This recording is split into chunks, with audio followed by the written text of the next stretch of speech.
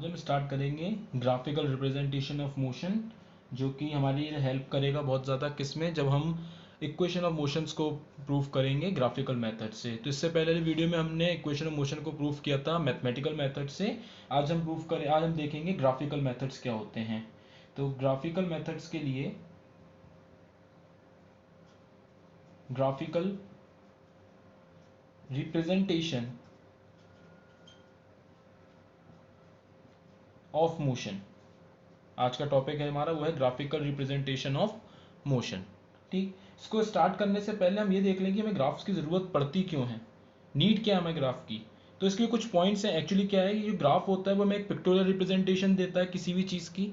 ठीक, दूसरी चीज़, हम इससे किसी भी ऑब्जेक्ट को डिस्क्राइब, उसके मोशन को, उसकी वेलोसिटी, उसकी चीज़ों को हम कभी भी रिप्रेजेंट कर सकते हैं। ठीक है, इसमें हम दो टर्म्स का यूज़ करते हैं हमेशा, मतलब दो क्वांटिटी यूज़ करेंगे, जैसे कि हमारे डिस्टेंस और टाइम के रिस्पेक्ट में हो गया, वेलोसिटी और टाइम के, स्पीड और टाइम के रिस्पेक्ट में हो गया, एक्सेलरेशन टाइम के रिस्पेक्ट में हो गया। तो इस तरीके से हम ग्राफ्स को यूज करते हैं। तो अगर मैं पहले बार चाहूँ कि नीड क्या है ग्राफ की, तो मैं लिख सकता हूँ graph are powerful method to represent to represent to represent the motion of body और एन ऑब्जेक्ट। ठीक ठीक, तो ग्राफिकल रिप्रेजेंटेशन क्या होते हैं, हमारे ग्राफ्स क्या है, पावरफुल मेथड है। किसके लिए ये रिप्रेजेंट करते हैं, किसको, मोशन ऑफ बॉडी को और एन ऑब्जेक्ट। हम इसमें भी केवल ग्राफ्स को, उसके बारे में ग्राफ का उतना ही पढ़ेंगे जितना हमारे कोर्स में है, और जो मोशन से रिलेटेड है चीज़ें, बस केवल। ठीक, नेक्स्ट अगर हम चाहें तो इसमें कुछ चीज़ें डिफाइन करने की होती हैं, जैसे कि अगर सपोज करें तो हम इसको क्या कह सकते हैं, thus to define the motion of an object और body, या ऑब्जेक्ट हो या फिर बॉडी हो, body, we have to represent the distance और velocity of object versus time. ठीक, यानी कि हम क्या डिफाइन करते हैं, मोशन ऑफ एन ऑब्जेक्ट या बॉडी का मोशन, जिसमें रिप्रेजेंट हम क्या करेंगे, एक तो डिस्टेंस या फिर वेलोसिटी, किसके रिस्पेक्ट में, टाइम के रिस्पेक्ट में। हम डिस्टेंस वेलोसिटी को रिप्रेजेंट करते हैं टाइम के रिस्पेक्ट में। ठीक, तो क्या लिखे आगे, here distance and velocity are dependent quantities।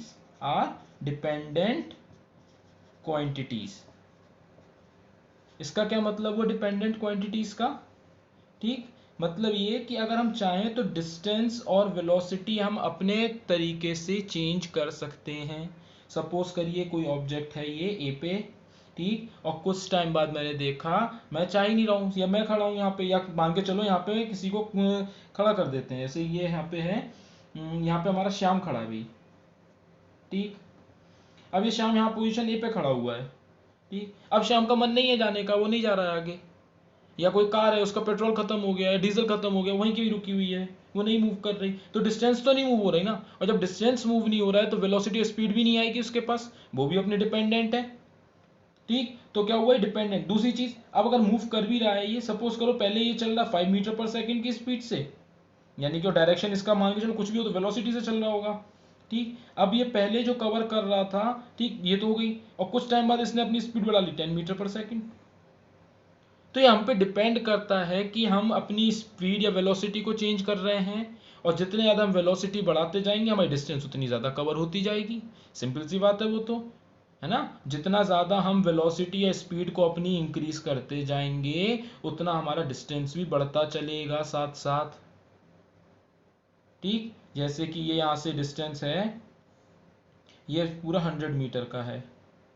ठीक, एक कार जो है वो यहाँ पे, या इसको कार को छोड़ो, ठीक, नॉर्मली अगर हम इसको समझें तो देखो, जैसे ये श्याम है, ठीक, ये रन कर रहा है, और उसी के पैरेलल में एक और है, ठीक, पिंटू। ये पिंटू है भाई, ये श्याम है, ठीक। अब पिंटू दौड़ रहा है, श्याम भी दौड़ रहा है, पिंटू भी दौड़ रहा है। श्याम की स्पीड मान लेते हैं हम कर दें 5 मीटर पर सेकंड, और इसकी स्पीड कर दूं मैं 20 मीटर पर सेकंड, या वेलोसिटी में कर दूं इसकी 20 मीटर पर सेकंड। अगर मैं एक पर्टिकुलर पीरियड ऑफ टाइम के लिए देखूं कि दोनों का देखूं कि आफ्टर 20 सेकेंड्स दोनों ने कितनी डिस्टेंस कवर कर ली, दोनों ने कितनी डिस्टेंस कवर कर ली, है ना। तो इसको देखने के लिए हम क्या करेंगे, हमें तो सीधी सी बात है ना भाई, जो स्पीड कौन ज्यादा डिस्टेंस कवर करेगा, पिंटू। क्यों? क्योंकि पिंटू की स्पीड श्याम से ज्यादा है, पिंटू की स्पीड श्याम से ज्यादा है। तो हम डिपेंड करती है क्या कि डिस्टेंस और वेलोसिटी। एक बाइक है, मैं चला रहा हूं, पहले मैं 10 की स्पीड से चला रहा था, 10 किलोमीटर पर आवर की स्पीड से, तो वो डिस्टेंस उसके हिसाब से कर रही थी, 10 किलोमीटर 1 घंटे में करेगी। अब मैंने अपनी स्पीड बढ़ा दी 50 किलोमीटर पर आवर, है ना। तो क्या हुआ, स्पीड बढ़ गई तो डिस्टेंस भी बढ़ जाएगा। तो ये कौन है, ये हमारे हाथ में है ना, तो हम डिपेंड कर सकते हैं। तो यानी कि डिस्टेंस और वेलोसिटी क्या हो गई, डिपेंडेंट क्वांटिटी। कैसी हो गई, डिपेंडेंट क्वांटिटी, ठीक। तो डिस्टेंस और वेलोसिटी हो गई हमारे पास डिपेंडेंट, ठीक। उसी जगह अगर हम बात करें टाइम की, तो टाइम कैसी है हमारे पास, इंडिपेंडेंट क्वांटिटी। क्यों है इंडिपेंडेंट, भाई टाइम तो नहीं रुक सकता ना। अगर ये कार यहां खड़ी हुई थी, तो ये कार अगर खड़ी है और मूव नहीं कर रही है, अगर इसके पास कोई भी मोशन नहीं है, ये स्टेट किस पे, रेस्ट पे है, ठीक। मैंने यहां से कोई सामने एक बिल्डिंग है और वहां से एक आदमी अपनी खिड़की से देख रहा है, ठीक। ये यहां देख रहा है, इसको इसने देखा, तब उस टाइम उसकी घड़ी में बज रहे थे सपोज करो 12, और वो गाड़ी अभी भी रुकी हुई थी। कुछ टाइम बाद उसने फिर देखा, तब उसकी क्लॉक में हो गए कितने, 1 बज गया, है ना। तो कितना, 1 घंटा हो गया ना, 1 आवर। 1 घंटे बाद भी उसने देखा तो गाड़ी अभी भी खड़ी हुई है। तो क्या वो टाइम को रोक पाया, या टाइम को चेंज कर पाए हम, नहीं। हम टाइम को चेंज नहीं कर सकते, वो एक फिक्स क्वांटिटी चलती जा रही है।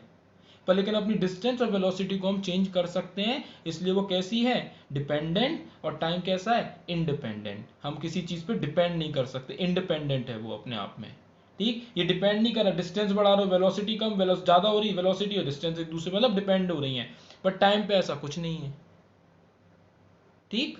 इतना क्लियर है। नेक्स्ट क्या बताएंगे इसमें अंदर, कि अगर हम बात करें तो जितनी भी डिपेंडेंट क्वांटिटी होती हैं, मोस्ट केसेस में डिपेंडेंट क्वांटिटी, जितनी भी डिपेंडेंट क्वांटिटी होती हैं, उन्हें हम सब किस पे रिप्रेजेंट करते हैं, वाई एक्सिस पे। और जितनी भी इंडिपेंडेंट होती हैं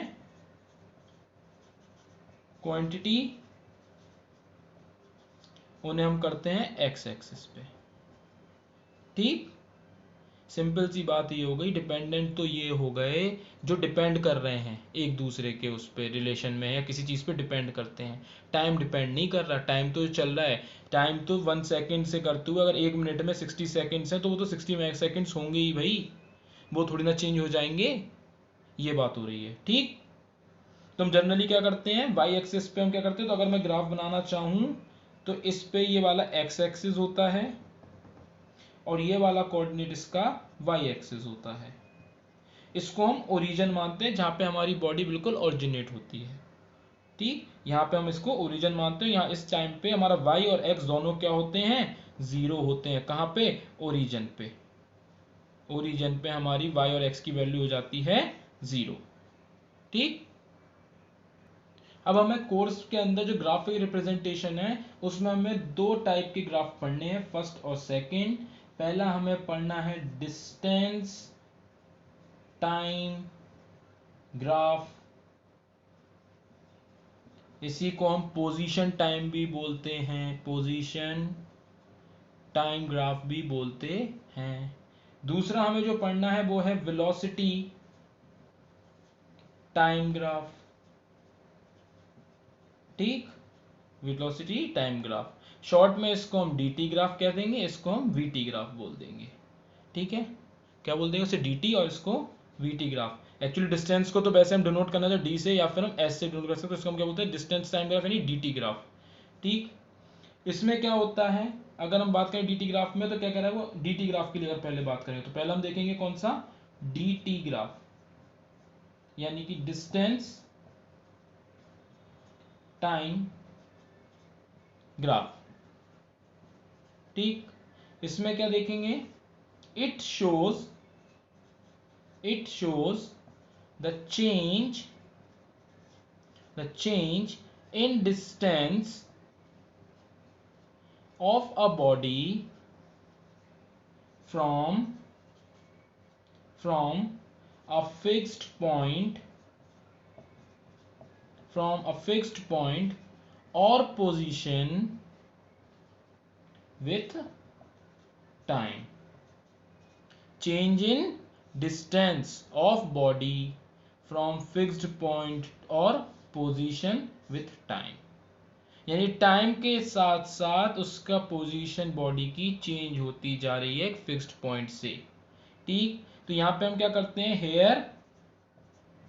here we plot time on X axis, ठीक, and velocity and distance, not velocity, distance की बात हो रही है, डिस्टेंस ऑन वाई एक्सिस, ये हमें करना है। ठीक, इतना क्लियर। तो इसके अंदर हमें dt ग्राफ में कितने केस मिलते हैं, 3 केस मिलेंगे हमें ग्राफ में, हमें 3 केसेस मिलते हैं। ठीक, 3 केस में फर्स्ट केस कौन सा है हमारा, जब हमारी बॉडी एक रेस्ट पे हो या स्टेशनरी पॉइंट पे हो, तब हमारा ग्राफ कैसा होगा। तो हम लिखेंगे dt graph for stationary body, यानी स्टेशनरी माने रेस्ट पे है, स्टेशनरी माने रेस्ट पे है, यानी कि एक फिक्स्ड पोजीशन पे है, कोई चेंज नहीं हो रहा। ठीक, इस dt ग्राफ को ऐसे भी लिख लो, नहीं तो सिंपल सी बात है, टाइम को तो हम स्मॉल t से करते हैं डिनोट, तो ये हो गया dt ग्राफ। और नहीं है तो पूरा लिख लो, distance time graph for stationary body. ठीक, स्टेशनरी मतलब क्या हुआ, रेस्ट, यानी फिक्स पोजीशन पे। दस, अगर फिक्स्ड पोजीशन पे, दस टाइम कीप्स ऑन चेंजिंग। वही वाला एग्जांपल, जो भी एक आदमी बिल्डिंग से देख रहा है अपनी विंडो से, कार खड़ी है, 1 घंटे बाद देखा तो अभी कार खड़ी हुई है वहीं पे, तो उसकी पोजीशन तो चेंज नहीं हो रही। ठीक, time keeps on changing but body या फिर object position do not change, वो अपनी जगह जहां थी वहीं के वहीं खड़ी हुई है। ठीक, अगर कोई एक ऑब्जेक्ट यहां रखा है तो ये ऑब्जेक्ट अभी भी कहां है, सपोज करो ये एक ऐसा है और ये लेवल पे ऐसे मार्किंग करने पे ये 1 2 और ये 3 पे अभी रुका है, 4 5 6। हमने जब वॉच में देखा अपना तो हो रहे थे 12 o'clock, हमने थोड़ी देर बाद आके देखा 12:30 पे तो अब भी ये वही है, हमने 1 पे देखा तो भी वही है, 1:30 पे देखा तो भी वही है, यानी कि ये पोजीशन जो इसकी है वो क्या हो गई, फिक्स। चेंज क्या हो रहा है, टाइम। तो ऐसे ग्राफ जो होते हैं वो हमेशा हमें टाइम के उसमें क्या मिलेंगे, एक पैरेलल वो मिलेगा, क्या मिलेगी, पैरेलल लाइन मिलेगी। जैसे कि हम देखें कि ये हमारे पास X axis, sorry Y axis, ये हमारी एक्स, हमने भी बात की थी यहाँ पे हम प्लॉट करेंगे डिस्टेंस को वाई पे, ठीक, जो कि होगा काय में, मीटर में, डिस्टेंस डिस्प्लेसमेंट, और यहाँ हम अपना करेंगे टाइम जो होगा सेकंड्स में। सपोज करिए एक ऑब्जेक्ट जीरो टाइम पे, टाइम जीरो यानी टी इक्वल्स टू जीरो, हमने उस टाइम कुछ भी नहीं देखा, हमें नहीं पता, टी इक्वल्स टू जीरो पे जो पोजीशन है, ठीक, ऑब्जेक्ट ए की वो कितने पे है, हमने डिस्टेंस देखा वो थी 5 मीटर। t0 यानी कि जब टाइम हमें बिल्कुल हमें उस टाइम काउंट कर ही नहीं रहे, टाइम हम नहीं काउंट कर रहे, टाइम चल रहा है पर लेकिन हम अपने उससे जब हम मेजर कर रहे थे हमने काउंट नहीं किया। तो t इक्वल्स टू 0 पे यानी कि t इक्वल्स टू 0 पे 5 मीटर पे एक ऑब्जेक्ट या कार खड़ी है। तो सपोज करिए ये मेरी हो गई कार, ठीक, और ये कितने पे 5 मीटर पे, ठीक। अब t equals to 5 seconds, t equals to 10 seconds, t equals to 15, t equals to 20 और सो ऑन। यहां पे भी कितना चल रहा था, 1 2 3 4 5 मीटर हो गए। तो 0 t इक्वल्स टू 0 पे ऑब्जेक्ट 5 मीटर पे है, ठीक, और ये अब मूव नहीं कर रहा है, ये अपनी रेस्ट पोजीशन पे है। जब ऐसा होगा तो टाइम पहले हमने देखा, अब हमने जब कैलकुलेट करना चालू किया तो t 0 पे 5 पे थी, हमने देखा t इक्वल्स टू 5 पे भी पोजीशन कितनी हो गई, एस डिस्टेंस कितनी है 5 मीटर। फिर हमने t इक्वल्स टू 10 सेकेंड्स पे देखा तो भी एस हमारी डिस्टेंस कितनी 5 मीटर। t इक्वल्स टू 15 पे देखा अब भी 5 मीटर। t इक्वल्स टू 20 पे देखा अब भी डिस्टेंस कितनी 5 मीटर, ठीक। जब ऐसा हुआ तो अब देखो ग्राफ को अगर प्लॉट करें तो ये पोजीशन तो हमारी फिक्स हो गई। अब t इक्वल्स टू 5 पे क्या हुआ, ये पॉइंट आया। t इक्वल्स टू 10 पे ये पॉइंट, t इक्वल्स टू 15 पे यहां, t इक्वल्स टू 20 पे यहां। अब मैं अगर इन पॉइंट्स को कनेक्ट कर दूं तो क्या मुझे एक स्ट्रेट लाइन मिल गई। तो इस तरीके की स्ट्रेट लाइन जो हो और जो कि पैरेलल हो टाइम के अलोंग या एक्स एक्सिस के अलोंग, तो ये हमें बताता है क्या कि object is at rest, object या फिर बॉडी इज एट रेस्ट और स्टेशनरी, ठीक। तो सिंपली अगर हम डायग्राम बनाएंगे तो कैसे बनाएंगे, ये हमारा टाइम t, ये हमारी डिस्टेंस s, ये है डिस्टेंस मीटर में, ये है टाइम सेकंड्स में, और जो हमारा ग्राफ बनेगा स्टेशनरी के लिए हमेशा कैसा बनेगा, ऐसे।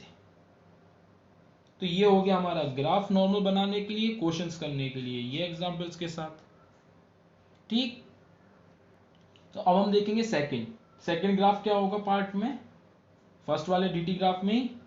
अब हम करेंगे distance time graph for uniform motion. तो भाई यूनिफॉर्म मोशन तो हमने इससे पहले ही पढ़ा था। यूनिफॉर्म मोशन क्या होता है, a body who travel equal distance, यानी कि हम सिंपली लिखें तो equal distance in equal interval of time, यानी कि दोनों के क्या हो, डिस्टेंस और इंटरवल ऑफ टाइम के अंदर चेंज हो वो इक्वल हो। तो ऐसा ग्राफ हमने देखा था, तो यूनिफॉर्म मोशन ग्राफ हमें कैसा मिलता था, हम इसको टाइम बना दें, इसको डिस्टेंस बोले, तो हमें ग्राफ कैसा मिलता था, एक स्ट्रेट लाइन मिलती थी, है ना। तो यही चीज हमारे यहाँ पे है सेम, क्योंकि हमारा डिस्टेंस इक्वल है। वही बात हो गई कि मैं 2 मीटर्स चल रहा हूं 5 सेकेंड्स में, फिर अगेन 2 मीटर्स मैंने चले 5 सेकेंड्स में, फिर 2 मीटर 5 सेकेंड्स में, फिर 2 मीटर 5 सेकेंड्स में। तो अगर मैं इसे ग्राफिकली प्लॉट करूं तो हर बार तो मैं एक ही वैल्यू को तो लिखूंगा नहीं, 2 ऐड होता जा रहा है ना। अगर मैं टोटल देखूं तो स्टार्टिंग पॉइंट ये है, ये हमारा फाइनल पॉइंट है। तो 2 मीटर फिर 2 फिर 2, तो ये सब ऐड हो जाएंगे और ये टाइम भी ऐड हो जाएंगे। तो यहाँ पे देखो ये है हमारा डिस्टेंस। अब मैंने पहला चला 0 से 2 मीटर, फिर अगेन 2 मीटर यानी कितना हो गया, फिर 2 एड 4, देन 6 एंड देन 8।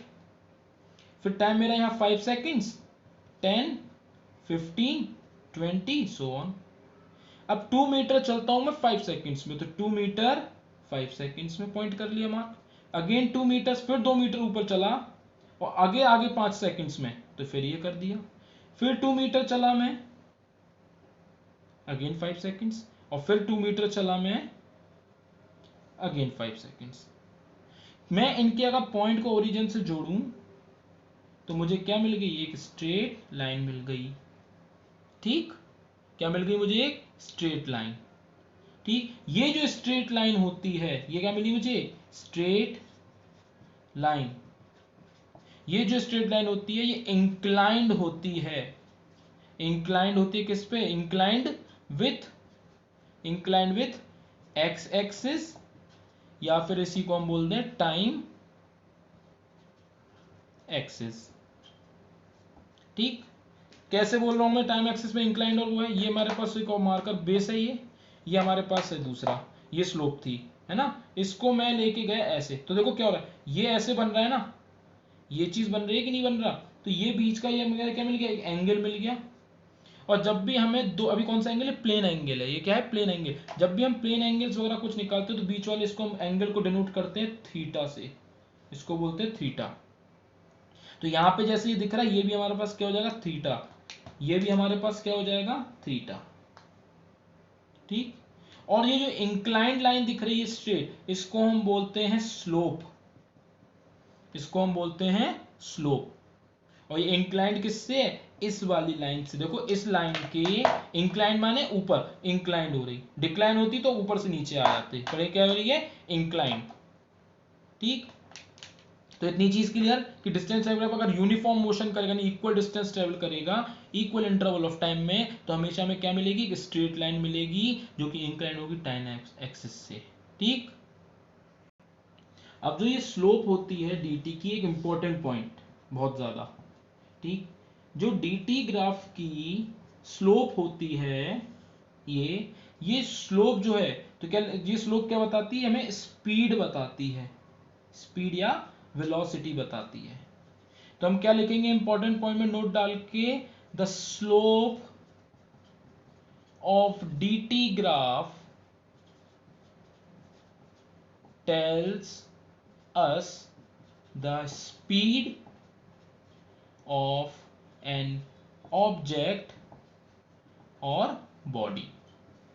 एक बॉडी की क्या बताती है? स्पीड बताती है या फिर वेलोसिटी बताएगी, स्लोप। ये जो स्लोप दिख रही है, अगर मैं इस स्लोप को कैलकुलेट करना चाहूं तो मैं कैसे कैलकुलेट करूंगा? सपोज करते हैं कि ये स्लोप पे पॉइंट मैंने दो मार्क कर लिए, एक पॉइंट ए, एक पॉइंट बी। ठीक, यानी कि मुझे इन दोनों के बीच में मुझे पता करना है कि ए से लेके बी तक की पॉइंट में एक ऑब्जेक्ट ने कितनी स्पीड ट्रेवल की है, या सॉरी स्पीड आई है। ठीक, तो जब वो ए पॉइंट पे था तो इसने कुछ डिस्टेंस चला होगा, let that distance B s1। इस बी ने भी कुछ डिस्टेंस चला होगा, इसको कर देते हैं s2। डिनोट किसी से भी कर सकते हो, इसकी जगह वैल्यू पुट कर दो कि पहले उसने 2 मीटर और उसके कुछ 6 मीटर चल लिया, हम अभी कर सकते हैं, कोई बड़ी चीज नहीं। ठीक, जब वो s1 डिस्टेंस चला तो जीरो ओरिजिन से s1 डिस्टेंस ट्रेवल करने में उसे टाइम लग गया t1, और s2 डिस्टेंस तक ट्रेवल करने में उसे टाइम लग गया t2, क्योंकि भाई सेम ही तो होगा, अब यूनिफॉर्म के लिए बात हो रही है। ठीक, ठीक, तो ये क्या करा हमने? अब हमारे पास ए से बी तक के लिए आ गई। ठीक, अब स्पीड जो है वो क्या होगी इस टाइम? यूनिफॉर्म मोशन में कांस्टेंट, कांस्टेंट रहेगी। तो हम क्या करेंगे? इसको कैलकुलेट करने के लिए हम इस पे और ये ट्राइंगल बना लेंगे 90 डिग्री का। हमने क्या किया? ये ट्राइंगल बना लिया 90 डिग्री का, ऐसा ए बी, और इसको सी पॉइंट दे दो, ए बी सी। ये जो एंगल होगा वो होगा थीटा, यानी इंक्लाइंड होगा एंगल, ये थीटा है। ठीक, तो अब आगे क्या देखना है? तो हम क्या करेंगे? स्लोप, जो स्लोप है ये स्लोप जो है वो किसके बराबर है? तो स्लोप जो बराबर होगी किसके? इसके, देखो ये थीटा एंगल है। ठीक, तो ये होगी परपेंडिकुलर अपॉन बेस, या फिर इसको हम बोलते हैं वाई एक्सिस और इसको बोलते हैं एक्स एक्सिस। दो पॉइंट्स के लिए बताएगी ये, तो हम क्या लिख सकते हैं? परपेंडिकुलर अपॉन बेस, या फिर वाई एक्सिस की value upon x axis value, या फिर मैं इसकी सीधा पॉइंट्स लिख दूं, यानी कि बी सी अपॉन ए सी। यहां से ऐसे लिख लो, बी सी अपॉन सी ए कर दो, ए सी कर दो, कोई फर्क नहीं पड़ता, सी ए कर दो उसे। लो, ठीक, तो अब ये बी सी अपॉन सी ए मैंने कर दिया, तो मैं बी सी और सी ए की वैल्यू पुट करूंगा। से बी सी और सी ए की वैल्यू कैसे पुट कर सकते हैं हम? देखो, ये इसको यहां से यहां तक जाने में इतना करने में टाइम कितना लगा? t1 से t2। तो ये मेरे पास इनिशियल टाइम हुआ मैंने जब देखा, और ये मेरे पास फाइनल टाइम हो गया। दो चीजों के बीच के डिफरेंस को हम सब्ट्रैक्शन से निकालेंगे, यानी कि फाइनल में से इनिशियल माइनस करेंगे। तो हमने क्या किया, यहाँ पे सी ए सी की वैल्यू के लिए T2 minus T1, final minus initial, और BC ये है मेरे पास। इनिशियल पॉइंट पे डिस्टेंस कितना थी, S1 चली, उसके बाद ही तो फाइनल इतनी करेगी। सपोज करो मैंने पहले चला 10 मीटर, और उसके बाद कुछ 10 मीटर से स्टार्ट किया और 20 मीटर्स तक गया। अब किसी ने पूछा मैंने कितने मीटर चला है, तो मैं क्या करूंगा, 20 माइनस 10 यानी कि 10 मीटर, है ना। तो उसी तरीके से अब क्या लिखेंगे हम, S2 minus S1, S2 minus S1, ठीक। S2 माइनस S1 लिखने के बाद अब क्या हुआ, देखो ये हमारे पास आ गया, ठीक। तो ये हो गया डिस्टेंस, ये हो गया टाइम। तो यही जो स्लोप होती है, अभी हमने क्या पढ़ा था, स्लोप जो होती है वो हमें क्या बताती है, स्पीड बताती है। तो हम क्या लिख सकते हैं, speed is equals to S2 minus S1 upon T2 minus T1, यानी कि delta S upon delta T, यानी change in distance upon change in time. तो ये तो डिस्टेंस अपॉन टाइम हो गया। क्लियर है इतना, ठीक। इसी में हम एक चीज और करते हैं कि जो स्लोप होती है वो स्लोप हमारे किसके बराबर होती है, टेन थीटा के बराबर। क्यों, क्योंकि टेन थीटा भी आगे अगर ट्रिग्नोमेट्री पढ़ोगे मैथ में, तो ये होता है परपेंडिकुलर अपॉन बेस, जो हम यूज कर रहे थे अभी। परपेंडिकुलर यानी सामने वाला एंगल के ठीक सामने वाला, बेस यानी नीचे वाला। तो परपेंडिकुलर क्या आती है हमारी, BC, और ये था हमारा CA। तो कभी भी कोई पूछे स्लोप क्या है, डिस्टेंस टाइम ग्राफ की स्लोप हमेशा स्पीड बताती है। ये जो स्लोप होती है ये होती है टेन थीटा के बराबर। टेन थीटा क्या होता है, परपेंडिकुलर अपॉन बेस, और ऐसे करके हमने ये पूरा एक फॉर्मूला निकाल लिया। यानी कि हम अब क्या कर सकते हैं, स्पीड कैलकुलेट कर सकते हैं, किससे, डिस्टेंस टाइम ग्राफ से। इसके बाद आता है हमारे पास थर्ड DT ग्राफ का, यानी कि distance time graph for non uniform motion. ये बहुत सिंपल वही चीज है सेम। अब देखो नॉन यूनिफॉर्म मोशन का पॉइंट क्या था, अनइक्वल डिस्टेंस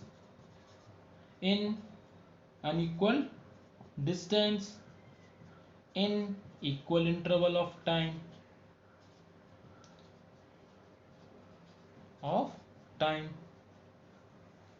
ठीक। Unequal distance in equal interval of time,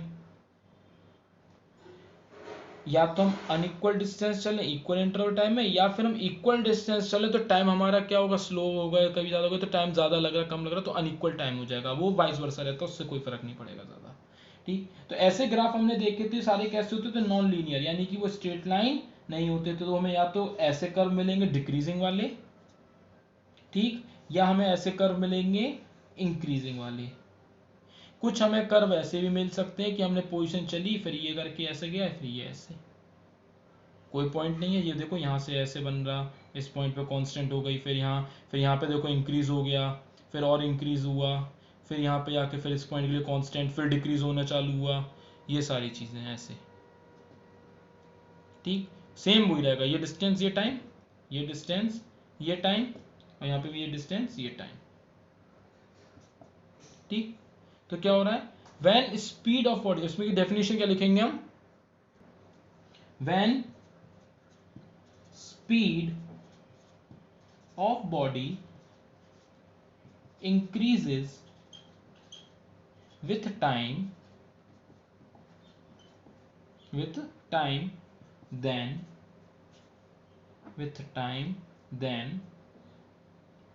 the DT graph for non-uniform नहीं क्या आएगा यहाँ, for non-uniform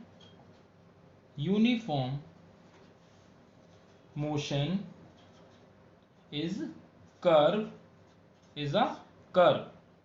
having increasing slope,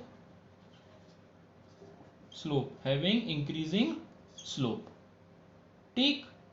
और इसी को हम क्या लेंगे, this type of motion of body is accelerated, यानी कि एक्सेलरेटेड मोशन हुआ है। ये कैसा हो गया, एक्सेलरेटेड। ये जब इंक्रीज हो रहा होगा तो होगा एक्सेलरेटेड। नेक्स्ट पॉइंट क्या होगा, when speed of body decreases with time, then dt graph for non-uniform motion of the body is again curve तो होगा ही क्योंकि नॉन लीनियर है, कर्व हैविंग डिक्रीजिंग स्लोप। तो अगर इंक्रीजिंग स्लोप होगी कर्व की तो हम बोलेंगे एक्सेलरेट, और डिक्रीजिंग स्लोप होगी तो हम क्या बोलेंगे उससे, decreasing slope. And this type of motion of the body is retarded.